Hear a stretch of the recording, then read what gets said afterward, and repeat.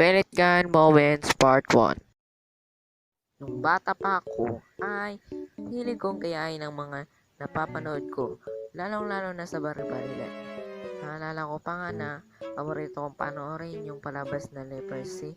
At naalala ko pa nga na nag-ukay kami para doon kami tumago.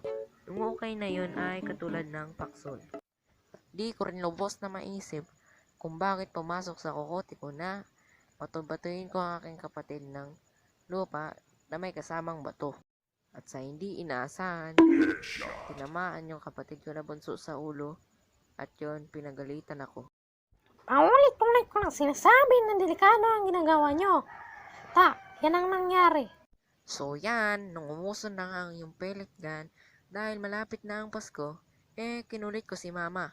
Nabilyan niya ako ng pellet gun, ngunit ang sabi niya, Ang mahal-mahal ng pellet yan. Tapos masisira lang naman. Tumigil ka dyan.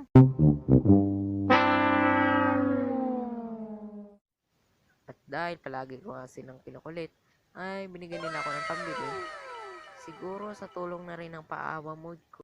Pagkatapos sila akong bigyan ng pera, ay niyaya ko kaagad ang aking kaibigan. Tara pre, bili tayo pellet gun. Saan ba makakabili? Ay pre, doon may alam ako. Pre, mura lang. At yun, bumili na kami ng pellet gun at yung mura lang pistol. Pagkatapos yun ay niyaya ko sila ng tirahan.